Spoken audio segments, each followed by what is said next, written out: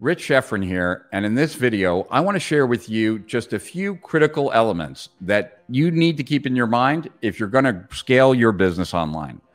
So scaling your business online is all about really, making your business bigger, getting bigger, having more success. And how do you do that? Well, the first thing is recognizing that we're in a direct response environment, right? The online world is direct response driven. And in a direct response world, what you have to realize is that you make sales to get customers, because having customers is the name of the game. So in order to make sales to get customers and then make those customers worth more so that your business is worth more and that you grow, what you have to do is you have to dial in an offer. And what I mean by dialing in an offer is to get an offer that is strong enough that you actually, the cart value, what people spend, is more than what it costs to get people to buy, right? So we call that the cost per acquisition. How much does it cost to acquire a customer? And then what is the average cart value?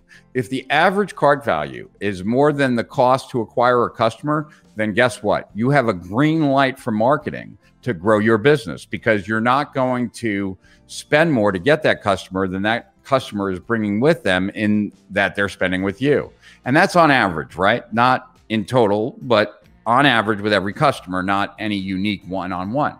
So cart value reigns supreme when it comes to growing your business. And that means that you want to consistently work on lowering your cost per acquisition, increasing the average order value, which is your cart value, and increasing lifetime value, which increases by selling more things to customers, right?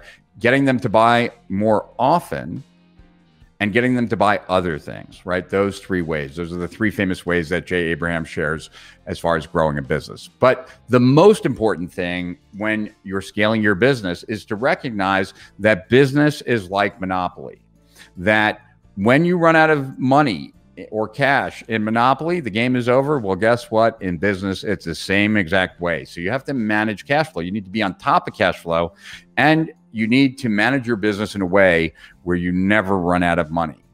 Next, who's responsible for profit in your business? As your business grows, it gets more complicated. You need to consistently simplify that business, because that complication of the business, that complexity, will lead to problems, mistakes, challenges that will stunt your growth. So as things grow, they become more complex. So you have to make sure that you're consistently simplifying what is done in the business and the way it's done in your business. And one of the easiest ways to get there is, one, to recognize that your to-do list is not needed to be done all by you, that your to-do list should really be a get done list.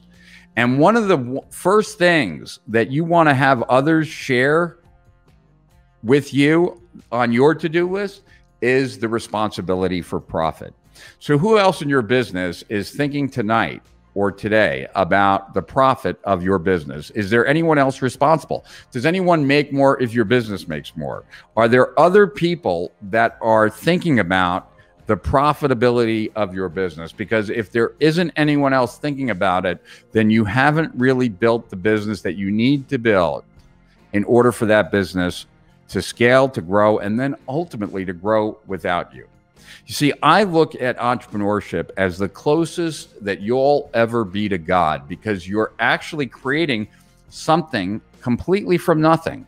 It's not even biological, right? When you design a business, if you design it right, you're building a living, breathing organism out of nothing. That it was not there, just your own idea, your own will.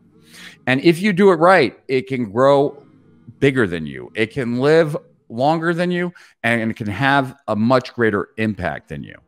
But that all depends on how well you scale your business. And that depends on cash flow. It depends on average order value. It depends on other people being responsible for profit. It requires you to consistently simplify as you grow. It means you need to understand what is your core driver. What's the one thing that if you focused on, you would know the health of your business today as well as the health of it tomorrow? That's your core driver. It could be the number of active customers. It could be the number of people that you've added to your list. It can be a number of different metrics that you could look at, but you need to know what that metric is. You need to focus on it, and you have to get other team members to focus on it. That's critically important. And you need to grow your people. Last but not least, you as the entrepreneur, you need to focus on your customers. You need to fall in love with your customers, and you need to grow your people. Most entrepreneurs make the mistake of falling in love with their business or falling in love with their product. Don't make that mistake. Fall in love with your customers and grow your people. And if you want to know the best book I've ever read about growing your people, it's The Coaching Habit.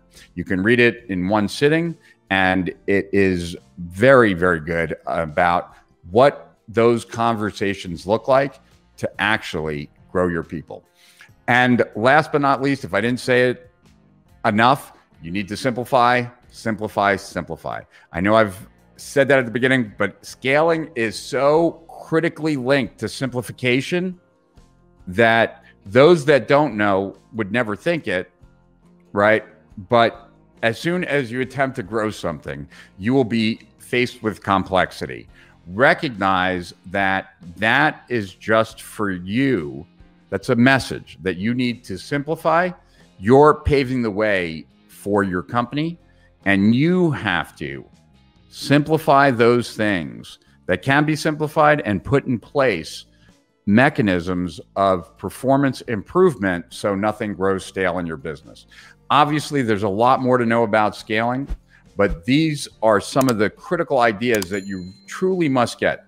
Cart value, simplification, fall in love with your customers, and cash flow. This is Rich Schefren to Higher Profits and Beyond. Over and out.